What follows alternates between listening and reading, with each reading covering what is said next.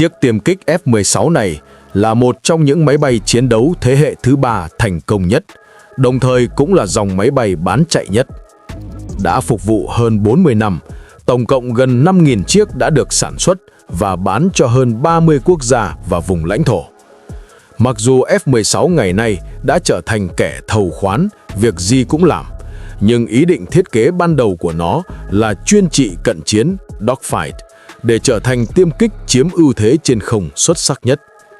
F-16 là máy bay đầu tiên của Không quân Hoa Kỳ có thể chịu được quá tải 9G, cũng là chiếc đầu tiên sử dụng hệ thống điều khiển bay điện tử fly-by-wire và là máy bay đầu tiên áp dụng thiết kế khí động học tĩnh không ổn định.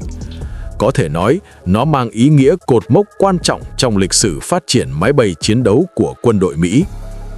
Vào năm 2015 tại California, F-16 và người kế nhiệm của nó là F-35 đã tiến hành một cuộc không chiến giả định.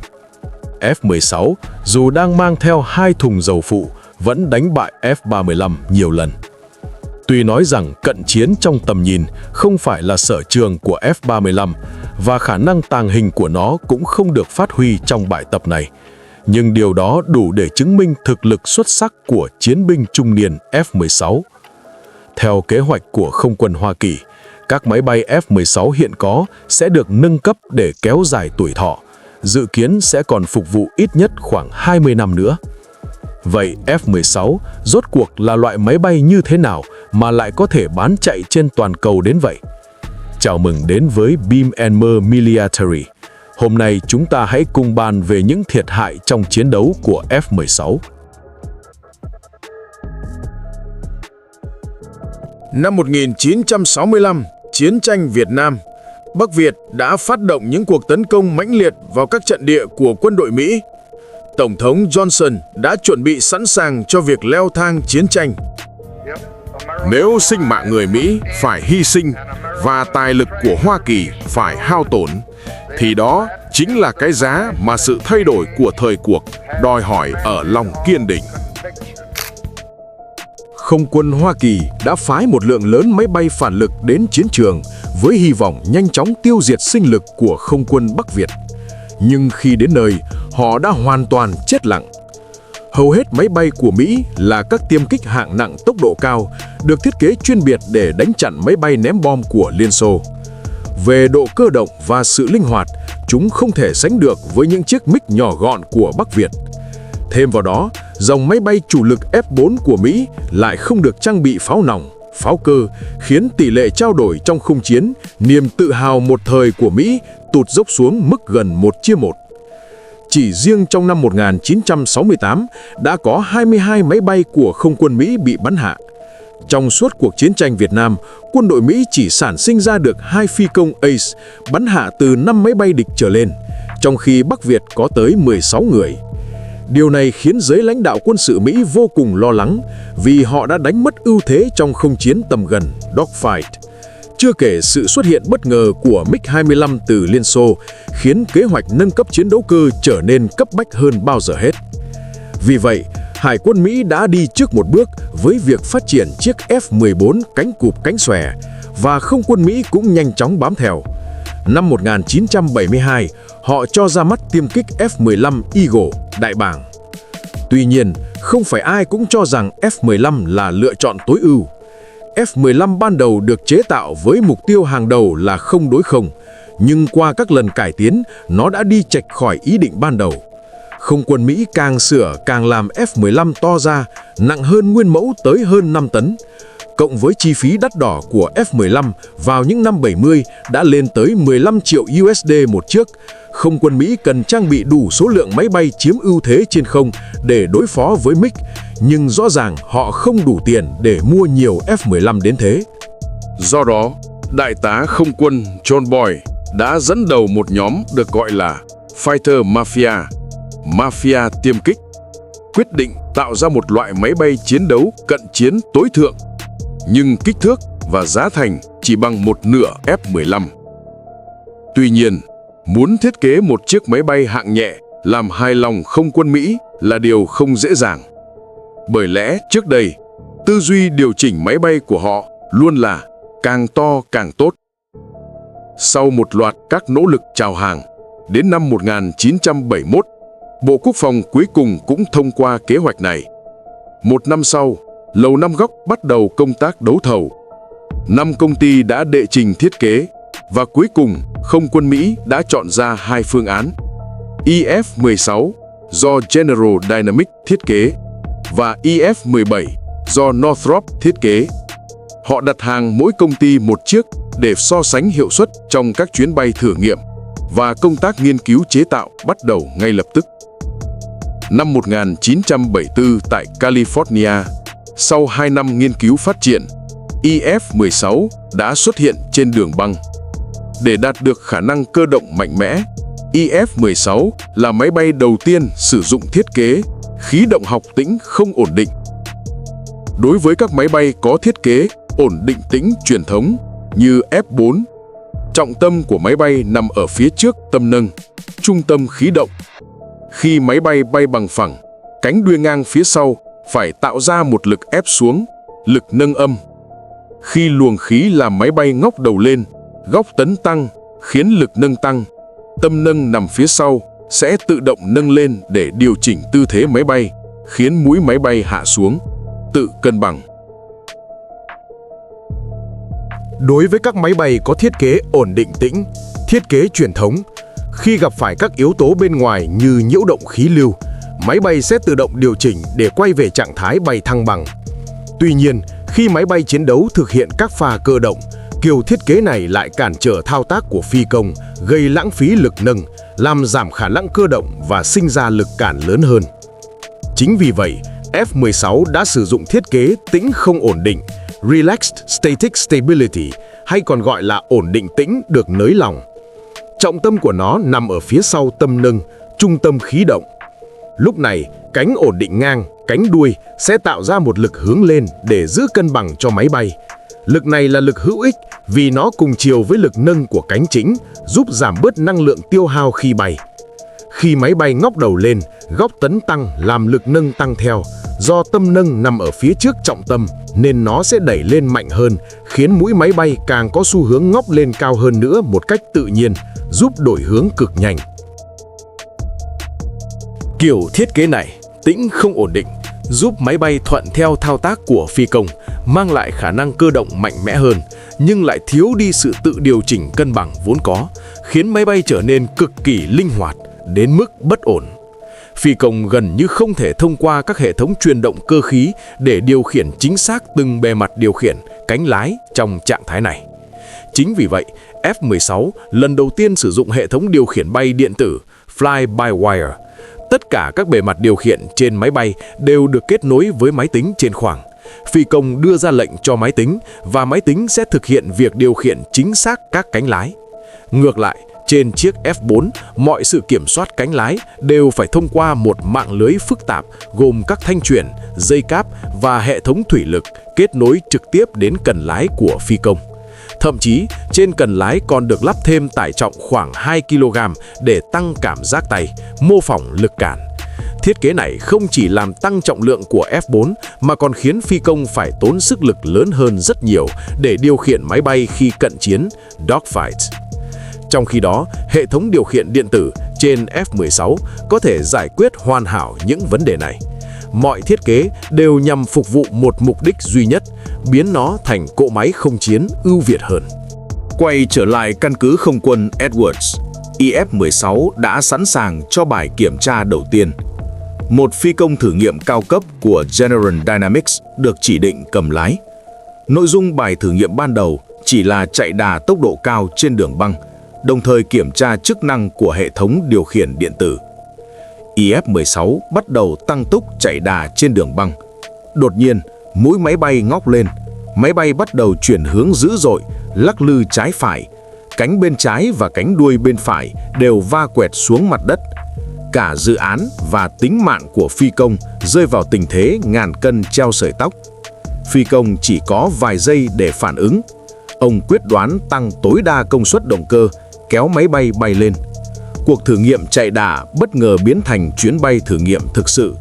May mắn thay, nhờ kỹ thuật điêu luyện, phi công đã bay một vòng trên không rồi hạ cánh an toàn, thành công cứu được mạng sống của mình và cứu cả dự án F-16. Các kỹ sư lập tức bắt đầu kiểm tra máy bay và nhanh chóng phát hiện ra vấn đề.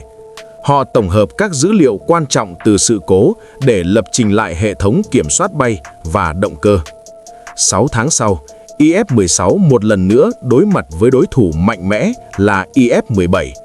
Trên lý thuyết, giấy tờ, IF-17 có những ưu thế nhất định, nhiều bề mặt điều khiển hơn, tỷ lệ lực đẩy trên trọng lượng cũng cao hơn. Nhưng hiệu suất của máy bay chưa bao giờ chỉ được quyết định bởi số liệu trên giấy. Cả hai máy bay đều đang đẩy đến giới hạn của chúng và chỉ có một chiếc có thể giành chiến thắng.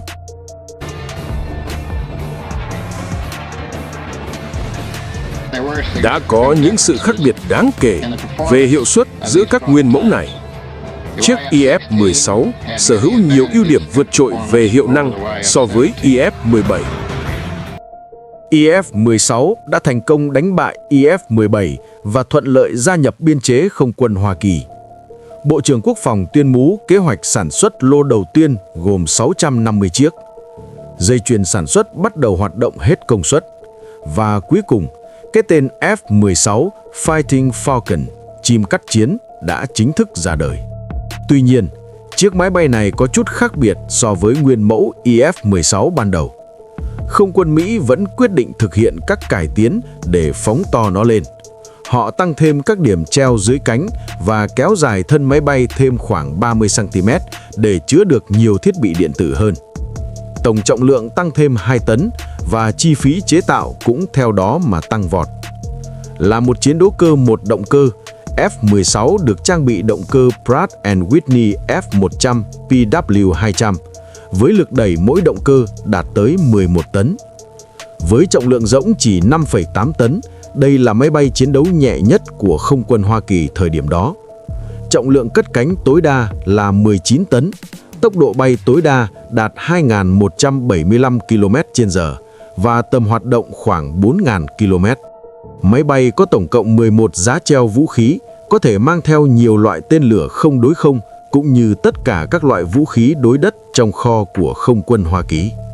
Ngoài ra, nó còn được trang bị một khẩu M61A1 Vulcan 20mm, được thiết kế khéo léo chìm vào bên trái thân máy bay để giảm lực cản không khí.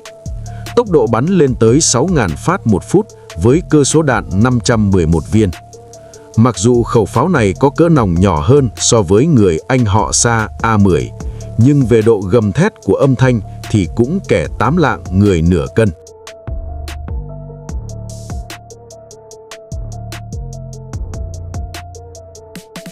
Nắp buồng lái của F-16 đã loại bỏ phần khung gia cố phía trước, thường thấy trên đa số các máy bay chiến đấu, mang lại tầm nhìn cực tốt. Thiết kế nắp buồng lái liền khối, dạng bong bóng, cung cấp cho phi công tầm nhìn toàn cảnh 360 độ. Trong quá trình bay, nhiều động tác cơ động sẽ tạo ra tải trọng G-force rất lớn. Trường hợp nghiêm trọng có thể dẫn đến tình trạng thiếu máu não ở phi công. Để giúp phi công chống lại lực quá tải, ghế lái được thiết kế nghiêng về phía sau 30 độ. Chỉ nhìn vào thông số trên giấy, F-16 quả thực là một chiếc tiêm kích hạng nhẹ xuất sắc. Tuy nhiên, bài kiểm tra tốt nhất cho vũ khí không gì bằng một cuộc thực chiến đau thật thương thật. Thế nhưng, trận thực chiến đầu tiên của F-16 lại trở thành một nhiệm vụ tấn công mặt đất, thay vì không chiến như thiết kế ban đầu. Năm 1981, tại Baghdad, Iraq, các kỹ sư của Pháp và Iraq đã xây dựng một lò phản ứng hạt nhân.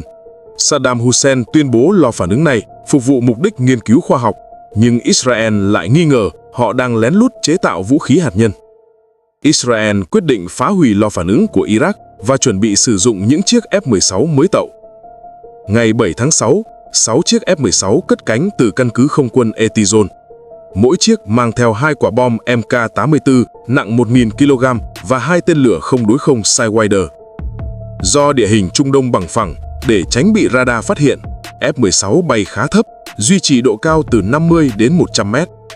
Khi cách lò phản ứng 20 km, F-16 bật tăng lực leo lên độ cao 1.000 mét và bổ nhào thả bom.